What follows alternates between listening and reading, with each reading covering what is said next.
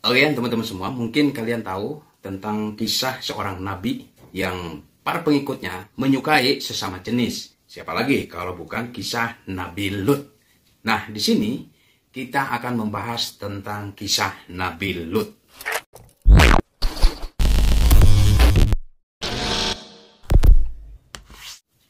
Assalamualaikum warahmatullahi wabarakatuh. Welcome back to my channel, Jejak SPT. Terima kasih buat kalian yang sudah klik video ini. Dan pada video kali ini kita akan membahas tentang kisah seorang nabi, yaitu Nabi Lut. Yang gimana mungkin banyak teman-teman semua juga ada yang sudah banyak mengetahui tentang kisah Nabi Lut ini. Tapi tidak ada salahnya kalau kita bahas lagi di sini. Untuk itu, bagi kalian yang belum subscribe terlebih dahulu. Dan yang sudah subscribe, saya ucapkan banyak terima kasih. Berkat kalian, saya masih di sini.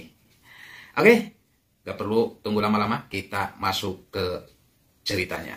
Check it out.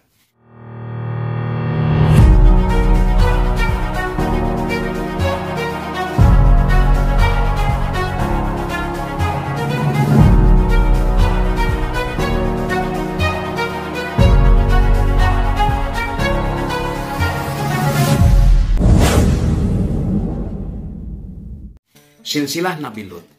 Nabi Lut, sebagaimana dijelaskan bahwa Nabi Lut itu adalah keponakan Nabi Ibrahim alaihissalam. Bapak Nabi Lut bernama Haran. Dia adalah saudara kandung dari Nabi Ibrahim alaihissalam.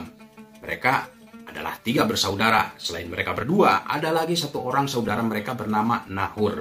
Kisah Nabi Lut dalam Al-Quran diabadikan di dalam beberapa surat yang berbeda. Atas izin dan perintah dari Nabi Ibrahim alaihissalam, Nabi Lut alaihissalam meninggalkan negeri Nabi Ibrahim menuju sebuah negeri yang bernama Sodom atau Sodom.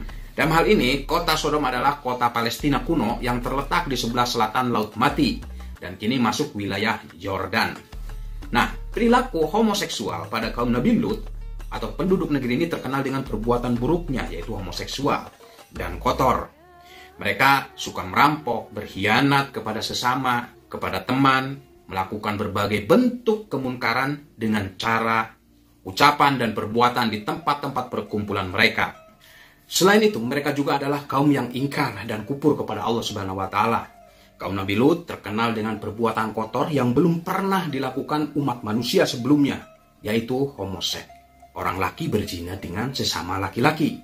Nah, ketika Nabi Lut datang ke kampung tersebut, dia langsung menyerukan masyarakat di negeri itu untuknya agar menyembah Allah semata, tidak menyekutukannya, dan agar mereka meninggalkan kemungkaran termasuk zina homo ini. Firman Allah Subhanahu wa Ta'ala, dan kami juga telah mengutus Lut kepada kaumnya. Dan ini diberitakan di dalam firman Allah Subhanahu wa Ta'ala, yaitu, dan kami juga telah mengutus Lut kepada kaumnya. Ingatlah tatkala dia berkata kepada mereka, mengapa kamu mengerjakan perbuatan keji itu yang belum pernah dikerjakan oleh seorang pun di dunia ini sebelummu? Ini dalam Quran surat Al-A'raf ayat 80. Namun, tidak ada seorang pun yang menerima dakwah Nabi Lut. Mereka justru terus melakukan kesesatannya dan tidak takut dengan penyimpangan dan kesesatan yang mereka lakukan. Bahkan, mereka mengancam akan mengusir Nabi Lut dan keluarganya dari kampung mereka. Firman Allah Subhanahu wa Ta'ala, maka tidak lain jawaban kaumnya, melainkan mengatakan, usirlah Lut beserta keluarganya dari negerimu. Karena sesungguhnya mereka orang-orang yang mendakwahkan dirinya bersih. Quran surat An-Naml ayat 56. Bahkan lebih dari itu, mereka pun menantang Nabi Lut untuk mendatangkan azab Allah apabila dia adalah orang yang benar. Ya, karena udah gelap ya artinya. Jadi mereka menantang itu, seolah-olah mereka itu yang benar gitu. Maka jawaban kaumnya tidak lain hanya mengatakan, datangkanlah kepada kami azab Allah jika kamu termasuk orang-orang yang benar. Quran surat Al-Ankabut. Jadi akhirnya mereka malah menantang ya untuk meminta diazab. Maka ketika itu Nabi Lut memohon kepada Allah Subhanahu wa Ta'ala agar dirinya dimenangkan atas orang-orang zalim tersebut. Lalu Nabi Lut berdoa, ya Tuhanku, tolonglah aku dengan menimpakan azab atas kaum yang berbuat kerusakan itu. Ini di dalam Quran surat Al-Ankabut ayat 30. Jadi ya teman-teman semua, kaum Nabi Lut ini susah untuk diberi petunjuk ya. Sehingga bahkan mereka meminta atau menantang azab itu supaya diturunkan kepada mereka. proses turunnya azab Allah Subhanahu wa taala. Teman-teman semua, Allah Subhanahu wa taala mengutus 3 malaikat untuk menurunkan azab kepada Nabi Lut ya. Akhirnya Allah menurunkan 3 malaikat nih untuk mengazab Nabi Lut tersebut. Nah, di tengah perjalanan, malaikat ini sempat singgah ke rumahnya Nabi Ibrahim alaihissalam. Lalu setelah itu mereka menuju ke negeri Sodom atau Sadom, negerinya kaum Nabi Lut. Mereka datang dengan penampilan pemuda yang berwajah ganteng, rupawan, sebagai ujian bagi kaum Nabi Lut. Lalu kemudian mereka menuju rumah Nabi Lut layaknya para tamu. Nabi Lut yang pada awalnya mengira bahwa mereka adalah manusia biasa.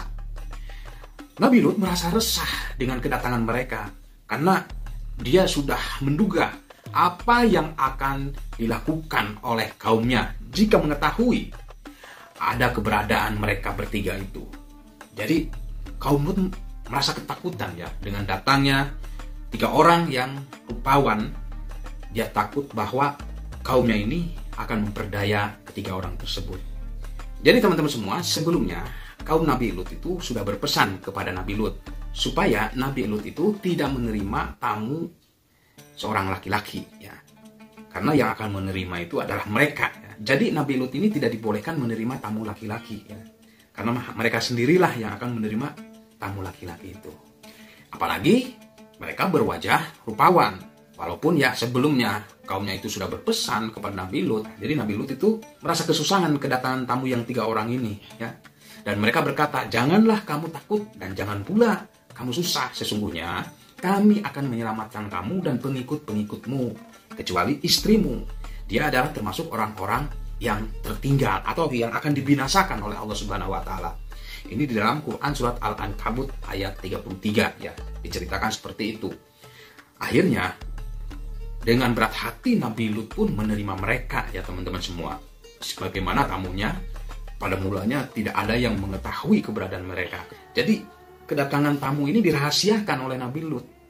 Yang tahu itu hanya keluarganya, yaitu istrinya ya, yang tahu itu istrinya. Namun rupanya istri Nabi Lut itu lebih berpihak kepada kaumnya, yang akhirnya dia memberitahukan mereka tentang keberadaan tamu-tamunya tersebut, seraya menjelaskan bahwa wajah mereka itu sangat rupawan, dan datanglah kepadanya kaumnya dengan bergegas-gegas. Sejak dahulu mereka selalu melakukan perbuatan-perbuatan yang keji. Ini diterangkan di dalam Quran surat Hud ayat 78. Lalu Nabi Lut mengingatkan mereka bahwa wanita-wanita mereka itu lebih suci untuk mereka daripada sesama laki-laki.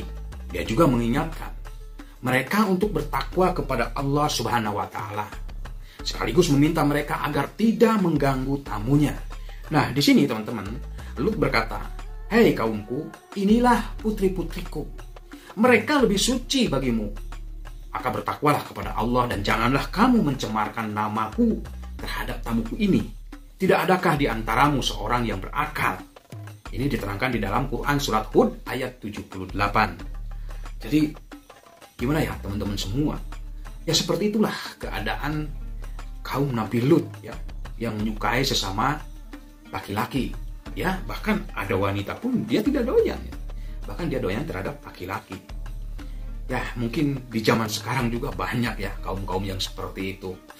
Naudzubillah min dzalik ya. Semoga Allah memberikan kekuatan kepada kita untuk tidak melakukan hal-hal seperti yang dilakukan oleh kaum Nabi Lut di zaman sekarang. Akhirnya dengan ketus, kaum Nabi Lut menjawab bahwa mereka tidak butuh wanita.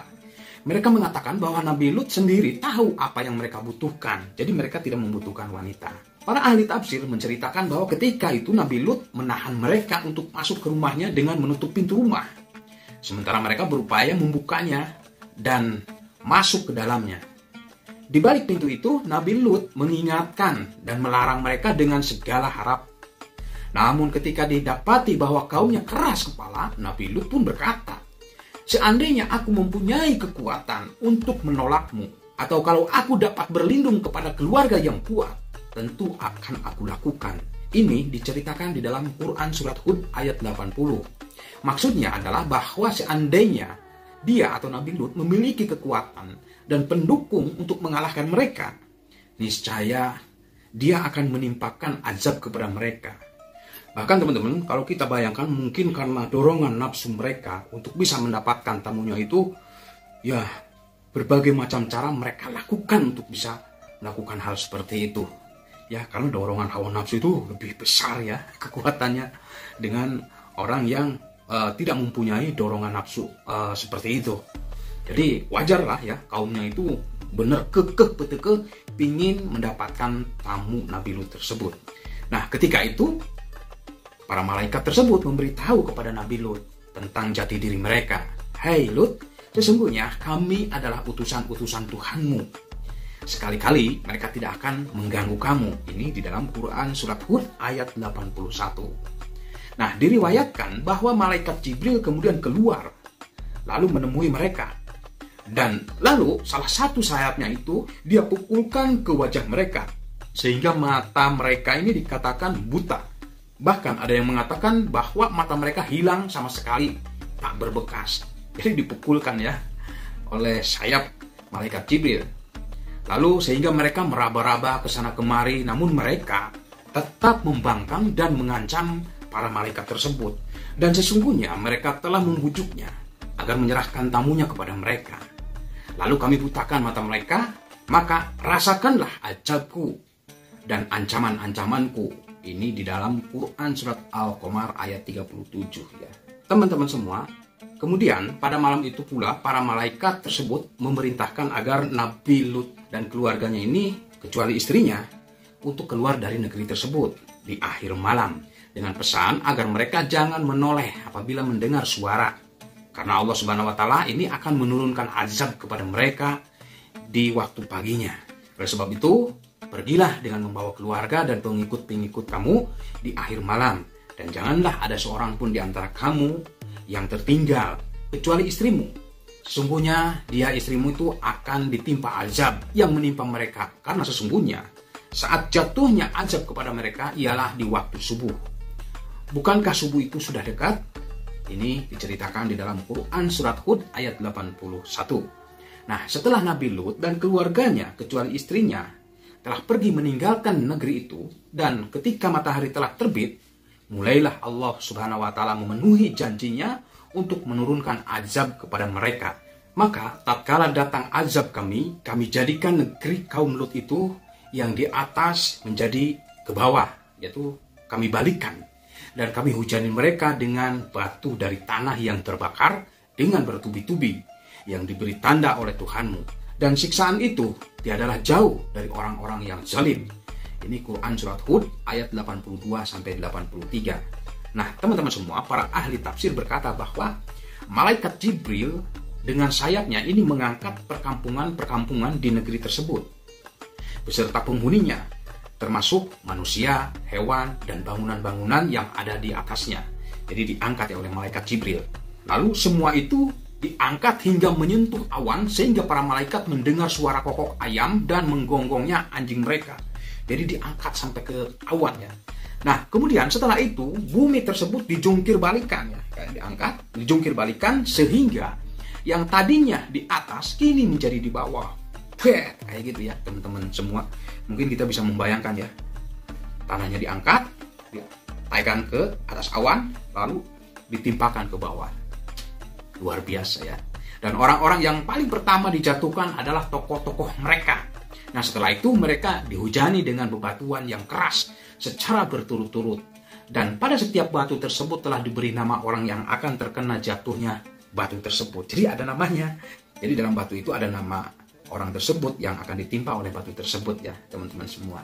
Kemudian bekas negeri tersebut Allah jadikan danau yang airnya berbau busuk sehingga tidak dapat digunakan. Begitu pula dengan tanah di sekitarnya yang tidak dapat dimanfaatkan karena telah rusak. Itu semua merupakan pelajaran bagi manusia bahwa Allah Subhanahu wa taala Maha Kuasa untuk menurunkan azab kepada kaum yang tidak tunduk kepadanya dan selalu menentang perintahnya. Banyak pakar yang memperkirakan bahwa danau tersebut adalah danau yang sekarang dikenal dengan nama Laut Mati atau Al-Bahrul Mayyit. Danau seluas 1000 km persegi itu terletak antara Palestina dan Jordan. Danaunya mengandung kandungan garam yang sangat tinggi, sehingga tidak ada kehidupan di sana. Lokasi danau tersebut juga dikenal sebagai dataran terendah di dunia, mencapai 390 meter di bawah permukaan laut. Wallahu a'lam bishawab. Jadi oke ya teman-teman semua, itulah kisah Nabi Lut bersama kaumnya. Yang kaumnya itu merupakan homoseks ya. Laki-laki senang pada laki-laki, jadi tidak doyan pada perempuan ya. Dan itu mengundang murka Allah Subhanahu wa taala, sehingga Allah Subhanahu wa taala ini mengirimkan 3 malaikat ya untuk istilahnya memberikan pelajaran kepada mereka. Sehingga dengan kebandelan dan kebutaan akan hati mereka yang tidak takut dengan azab Allah, bahkan mereka malah menantangi kepada Nabi Lut agar Allah mengazab kepada mereka. Yang akhirnya Allah azab dengan membalikan bumi mereka yang mereka tinggali itu diangkat ke langit dan dibalikan ke dalam bumi tersebut. Nah, itulah azab yang Allah berikan kepada orang-orang yang seperti itu. Nah, sekarang di zaman sekarang, bagaimana kita melihat? Apalagi ya, zaman sekarang itu adalah zaman canggih, yang bagaimana di media sosial banyak sekali diberita-beritakan tentang orang-orang yang seperti itu. Mudah-mudahan mereka bisa tersadari ya dengan cerita ini, dan mudah-mudahan mereka pun melihat video saya ini dan Allah memberikan hidayah kepada mereka sehingga mereka bertobat dan kembali ke jalan yang lurus. Dan kepada kita semua juga mudah-mudahan Allah Subhanahu wa taala memberikan kekuatan iman dan amal kepada kita semua untuk tidak melakukan hal-hal tersebut. Karena jelas ya, di sini juga pernah terjadi di zaman Nabi Lut alaihissalam. Oke, terima kasih teman-teman semua yang sudah menyaksikan video ini, dan kami tunggu supportnya kalian semua terhadap channel ini biar saya tetap semangat. Dan saya akhiri, wassalamualaikum warahmatullahi wabarakatuh. See you next time.